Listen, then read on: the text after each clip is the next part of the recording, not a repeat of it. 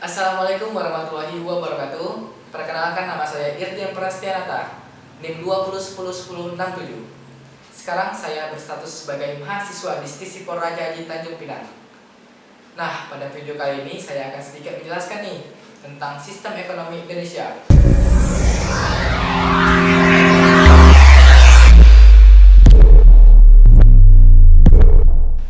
Yang akan saya jelaskan pertama adalah pengertian sistem ekonomi, yang kedua adalah klasifikasi sistem ekonomi, yang ketiga ada landasan sistem ekonomi, yang keempat ada unsur-unsur kebijakan sistem ekonomi, yang kelima adalah globalisasi ekonomi dan dampak-dampaknya, dan yang keenam adalah ekonomi kreatif. Nah, sebelum kita masuk kepada yang pertama, yaitu pengertian sistem ekonomi, kita harus tahu dulu nih tentang apa itu sistem dan apa itu ekonomi. Sistem itu apa? Sistem itu adalah sekumpulan unsur yang saling berkaitan dan saling mempengaruhi dalam melakukan kegiatan untuk mencapai tujuan. Sedangkan ekonomi itu apa? Ekonomi itu adalah aktivitas manusia dalam melakukan produksi, distribusi maupun konsumsi. Nah, ekonomi itu juga berasal dari bahasa Yunani yang berarti oikos dan nomos. Oikos itu adalah keluarga atau rumah tangga, sedangkan nomos itu adalah aturan atau peraturan. Secara garis besar, ekonomi itu adalah peraturan rumah tangga. Nah, sekarang kita masuk pada pengertian sistem ekonomi. Sistem ekonomi itu adalah suatu kumpulan dari aturan-aturan dan kebijakan-kebijakan yang saling berkaitan dan upaya memenuhi kebutuhan masyarakat untuk mencapai kemakmuran. Yang kedua, kita masuk kepada klasifikasi sistem ekonomi.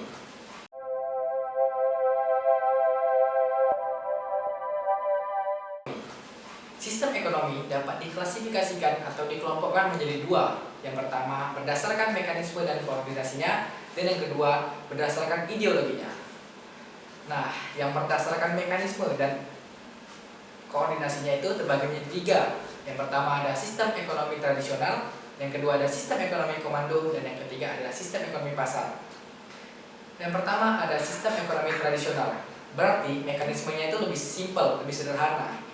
Nah, kita tahu nih tradisional, tradisi, berarti kan artinya kan turun-temurun dari zaman dulu sampai zaman sekarang ini ada.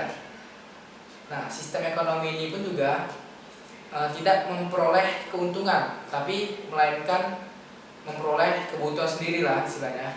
Contohnya, yang pada zaman dulu tuh kita terjadi pada sistem barter. Sistem barter ini apa? Sistem barter ini adalah pertukaran. Pertukaran dengan apa? Pertukaran dengan barang dengan barang. Nah, barang dengan barang ini memunculkan dua pihak nih yang saling membutuhkan untuk bertukar.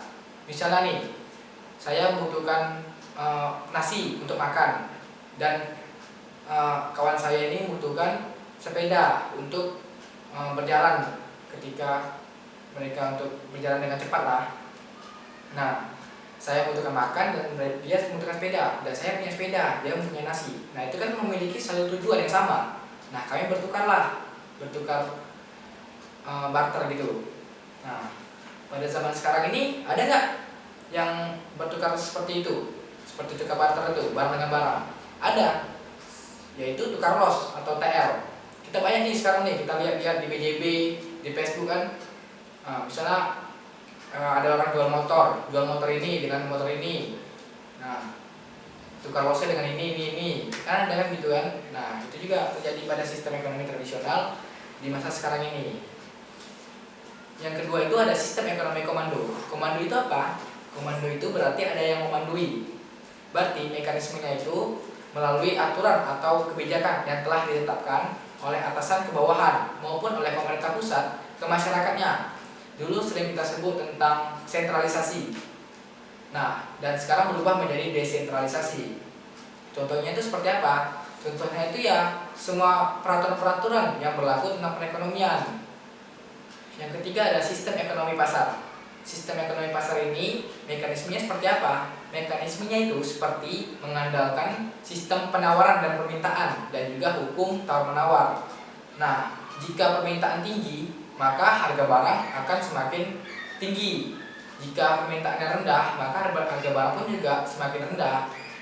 Nah, juga terdapat nih di bahan pokok itu. ketika barang ini banyak, misalnya bahan pokok ini banyak kan, nah bahkan harga barang itu yang stabilnya yang standar, yang biasa-biasa aja. Ketika harga barang ini susah dicari atau limited, nah harga barang itu akan melonjak, akan tinggi, itu jadi inflasi. Nah seperti bahan kita tahu lah, contohnya seperti ketika mau Idul Fitri, nah, barang-barang bahan pokok kan semua rata-rata naik kan, karena permintaannya itu tinggi. Nah harga barang pun akan semakin tinggi juga, gitu. Yang kedua adalah berdasarkan ideologinya. Nah berdasarkan ideologinya ini terbagi menjadi 4. Yang pertama ada sistem ekonomi kapitalis, yang kedua ada sistem ekonomi sosialis, yang ketiga ada sistem ekonomi islami, dan yang keempat ada sistem ekonomi campuran. Nah sekarang kita akan bahas nih satu persatu. Di pertama, sistem ekonomi kapitalis. Sistem ekonomi kapitalis ini yang menganut adalah negara-negara liberalisme. Liberalisme itu apa? Liberalisme itu adalah bebas, berarti negara-negara yang bebas. Nah semua kepentingan maupun semua perekonomian tidak diatur oleh negara, tapi melainkan diatur oleh pribadi maupun pihak swasta, biasanya gitu. Nah contohnya seperti apa nih? Contohnya beras. Beras nih di negara-negara yang menganut paham liberalisme banyak nih. Beras-beras macam-macam beras lah, dari beras yang mahal, beras yang murah. Nah gitu. Yang kedua ada sistem ekonomi sosialis. Sistem ekonomi sosialis ini adalah kebalikan dari sistem ekonomi kapitalis yang tadinya tidak diatur perekonomian oleh negara. Di sosialis ini diatur perekonomian oleh negara, semua yang mengatur itu negara.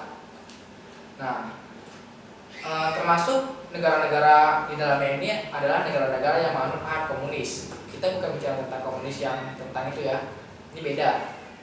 Nah contohnya itu seperti apa? Contohnya itu beras lagi nih, yang tadinya di paham kapitalis atau liberalisme itu bermacam-macam beras. Di sosialis atau komunis ini tidak memakai bermacam-macam beras, cuma hanya memakai satu beras untuk masyarakatnya, mau kaya, mau miskin. Nah semuanya makan beras itulah yang akan dimakan. Yang ketiga itu ada sistem ekonomi islami. Nah kita tahu nih, islami itu berarti berhubungan dengan umat Islam. Berarti itu menganut paham sesuai dengan ajaran-ajaran Islam, syariat Islam. Nah tujuan sistem ekonomi Islami ini tujuannya itu untuk mensejahterakan umat. Nah bagaimana cara mensejahterakan umat? Dengan cara berbagi. Berbagi itu dalam bentuk apa? Dalam bentuk ya zakat mal, zakat fitrah. Kan biasanya kan kita kan sebelum lebaran atau puasa itu kan ada nih orang-orang kaya maupun yang mempunyai rezeki lebih lah untuk berbagi zakat mal. Nah zakat mal di sini nih untuk apa? Untuk berbagi kepada apa? Kepada masyarakat miskin. Nah lantas bagaimana nih masyarakat miskinnya? Apakah boleh zakat juga? Boleh. Yang namanya itu zakat fitrah. Zakat fitrah itu adalah beras yang kita makan ataupun uang tuh kita bagikan nih, kita berzakat nih. Nah lantas larinya itu kemana? Larinya itu kepada anak-anak yatim piatu. Nah terus bagaimana nih ketika orang Islam itu berjualan? Apakah mengambil untung apa tidak? Yang namanya berjualan ya pasti mengambil untung lah. Kalau tidak mengambil untung ya lama-lama bangkrut juga jualannya. Tapi dengan ambil untung yang masuk akal. Nah masuk akal di sini nih dalam artian contohnya sebagai misalnya saya menjual buku tulis nih, buku tulis yang biasa ya. Saya membelinya 5.000. Nah, lantas saya menjualnya 50.000. Itu kan nggak masuk akal namanya. Nah, seperti itu. Yang keempat itu adalah sistem ekonomi campuran. Sistem ekonomi campuran ini penggabungan nih antara dua aspek yang berkaitan dengan perekonomian, tapi tidak termasuk ke dalam sistem ekonomi Islami, tapi pencampuran antara kapitalis dan juga sosialis dicampurkan.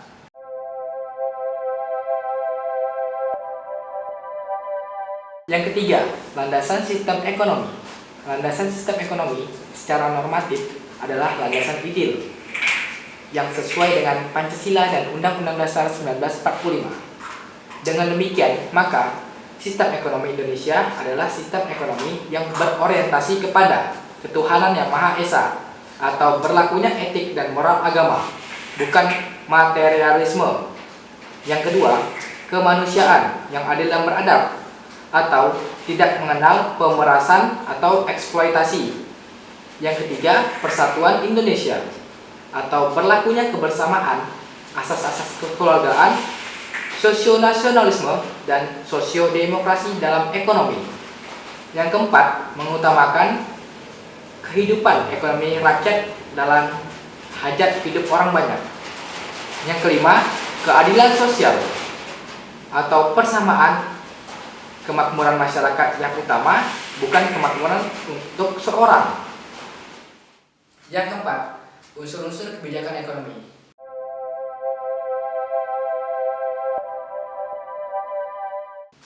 Unsur-unsur kebijakan ekonomi terbagi atas: pertama, kebijakan harga dan upah; yang kedua, kebijakan produksi; yang ketiga, kebijakan perdagangan; yang keempat, kebijakan sosial; yang kelima, kebijakan kesempatan kerja; dan yang keenam, kebijakan moneter.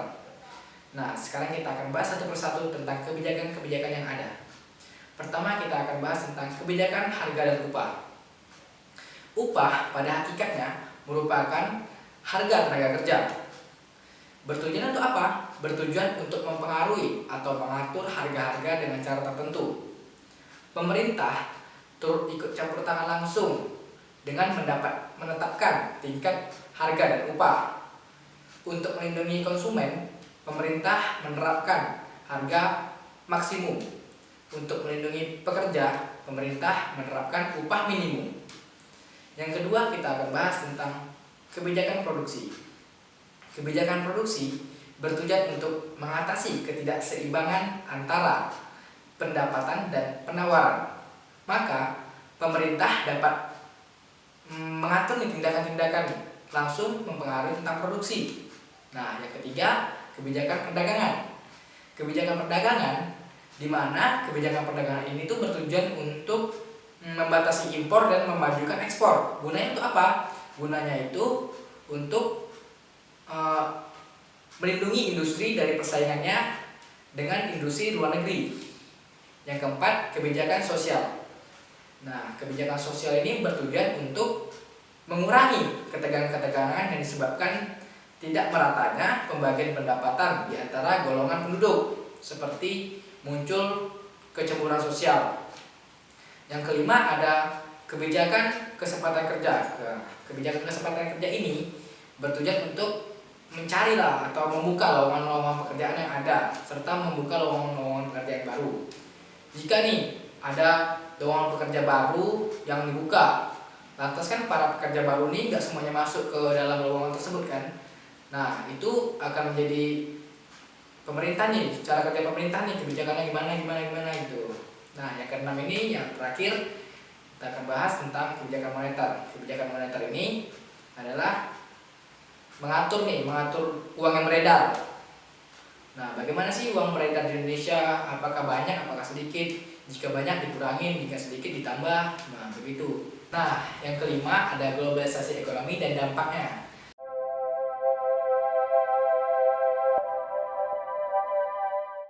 Globalisasi ekonomi itu apa? Nah, globalisasi ekonomi itu merupakan suatu proses kegiatan ekonomi dan perdagangan di mana negara-negara di seluruh dunia itu menjadi satu kekuatan yang semakin terintegrasi lah, tanpa memandang ini batas-batas teritorial negara. Jadi semua itu bersatu tanpa mementingkan mau dia negara mana. Nah, contohnya itu seperti sistem ekspor impor. Nah, sekarang kan sistem ekspor impor ini kan dapat dilakukan di seluruh dunia dan di mana saja. Misalnya kita nih Indonesia mau ekspor apa nih barang, nah pastinya kan boleh ke seluruh dunia, tidak hanya dibatasi oleh negara-negara tertentu. Misalnya Indonesia dibatasi oleh negara Singapura aja boleh ekspor. Nah, sekarang tidak. Di globalisasi ekonomi itu di seluruh dunia boleh mengekspornya, mau ke Italia, mau ke Spanyol, mau ke Brazil, semua boleh. Nah, dan juga di globalisasi ekonomi ini nggak terjadi secara mulus gitu, pasti ada tantangannya maupun dampaknya nih. Yang pertama, dari aspek kreativitas dan daya saing, dengan semakin terbukanya pasar untuk produk-produk ekspor, maka diharapkan tumbuhnya kreativitas dan peningkatan kualitas. Yang kedua, dari aspek permodalan. Dari sisi ketersediaan dana akan semakin mudah memperoleh investasi dari luar negeri. Investasi secara langsung seperti pembangunan pabrik akan turut membuka lowongan kerja. Yang ketiga, dari sisi semakin mudahnya diperoleh barang impor yang dibutuhkan masyarakat dan belum bisa diproduksi di Indonesia. Yang keempat, dari aspek meningkatkan kegiatan pariwisata sehingga membuka lapangan kerja di bidang pariwisata sekaligus menjadi daya saing ajang promosi produk Indonesia. Dampak negatifnya, pertama, kondisi di mana kapabilitas daya saing yang rendah dan ketidakmampuan Indonesia mengelola persaingan akan menimbulkan mimpi buruk bagi perekonomian negeri ini. Yang kedua, membanjiri produk-produk negeri asing seperti produk Cina yang akhirnya mematikan produksi dalam negeri. Warga negara Indonesia hanya akan menjadi tenaga kerja yang murah, sedangkan pekerja-pekerja yang asing yang membutuhkan skill akan dikuasai oleh ekspatriat asing.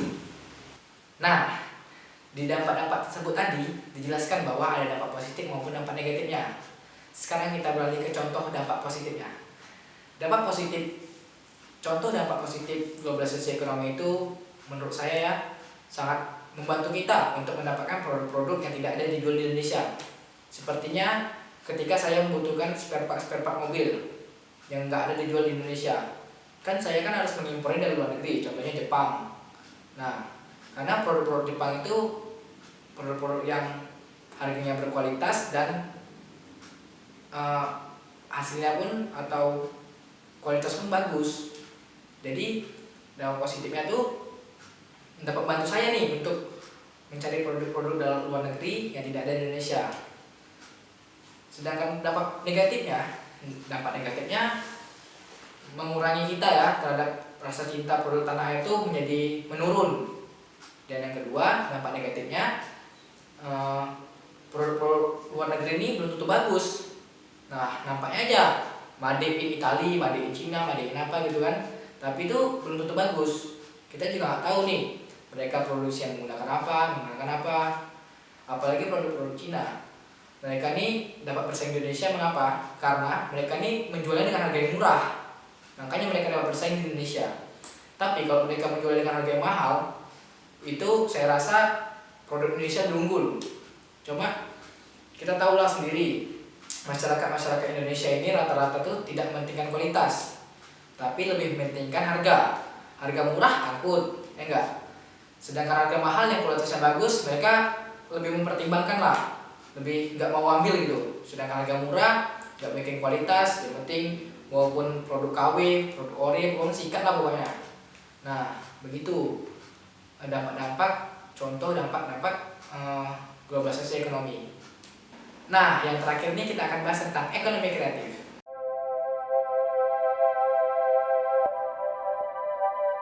Sebelum kita lanjut ke pembahasan, kita harus tahu dulu nih, apa sih ekonomi kreatif itu? Yang seperti apa sih? Nah, ekonomi kreatif itu seperti pembuatan konsep ekonomi yang sangat mengutamakan kreativitas, penggunaan ide, serta teknologi dan pengetahuan sumber daya manusia sebagai faktor utamanya. Mengapa harus sumber daya manusia sebagai faktor utamanya? Karena di zaman sekarang ini dituntut masyarakat atau manusia untuk lebih berinovasi, lebih dapat mengembangkan diri untuk berinovasi, menciptakan produk-produk baru seperti produk-produk kerajinan, produk-produk desain-desain apa segala macam. Nah, gitu. Lantas, mengapa sih harus ekonomi kreatif? Mengapa nggak ekonomi lain? Ekonomi bisnis atau ekonomi apa gitu? Karena ekonomi kreatif itu menekankan pada penggunaan ide suatu masyarakat. Kita tahu nih di zaman sekarang ini, zaman teknologi. Nah, di zaman ini pun semua hal dapat terjadi dan ditambah lagi nilai-nilai budaya setempat nih. Nah, jadi kita digabungkan antara teknologi dan budaya-budaya ini yang ada di budaya setempat ini digabungkan untuk lebih mempopulerkan ke tempat lain, untuk lebih berinovasi supaya budaya-budaya ini lebih modern, lebih dikenal oleh masyarakat, seperti permainan adatnya seperti angklung kan. Sekarang kan angklung kan sudah mendunia istilahnya kan. Nah, terus ekonomi kreatif ini tidak hanya dituntut untuk berinovasi atau mengubah produk-produk lainnya lah, tapi dituntut tuh untuk membuat produk baru, hasil baruan, hasil temuan gitu. Jadi nggak setiap ekonomi kreatif ini untuk berinovasi untuk produk yang ada kita teruskan, tidak, tapi lebih menekankan pada produk-produk baru. Nah, itulah istilahnya pada masyarakat sekarang ini harus dituntut lah untuk berekonomi kreatif. Apalagi di masa pandemi ini nih, kita tahu kan semuanya harus digunakan oleh sistem berbasis digital. Nah, ada juga nih bidang-bidang tentang ekonomi kreatif. Bidang-bidang tersebut adalah 1. Periklanan, 2. Arsitektur, 3. Pasar barang seni, 4. Kerajinan, 5. Desain, 6. Fashion, 7. Video, film, dan fotografi, 8. Permainan interaktif, 9. Musik, 10. Seni pertunjukan, 11. Penerbitan dan percetakan, 12. Layanan komputer dan piranti lunak, 13. Televisi dan radio, 14. Riset dan pengembangan. Nah, di bidang-bidang tersebut sudah dijelaskan tuh bahwa bidang-bidang apa saja sih yang termasuk ke dalam ekonomi kreatif. Sekarang saya akan mengambil satu contoh nih di bidang video maupun fotografi. Nah, sekarang ini banyak nih animasi-animasi yang dibuat oleh konten-konten kreator yang ada di Indonesia. Seperti video animasi kartun yang sudah mendunia nih, contohnya Chico and Friends. Chico and Friends tuh kita nih kenalnya di Indonesia ini kurang kan istilahnya kan, tapi di dunia, di kancah dunia mereka sudah dikenal loh. Bahkan mereka mendapat penghargaan nih di Italia kalau nggak salah. Nah, jadi itu berarti kan konten-konten kreator kita, video-video animasi kita ini udah terkenal di kancah dunia.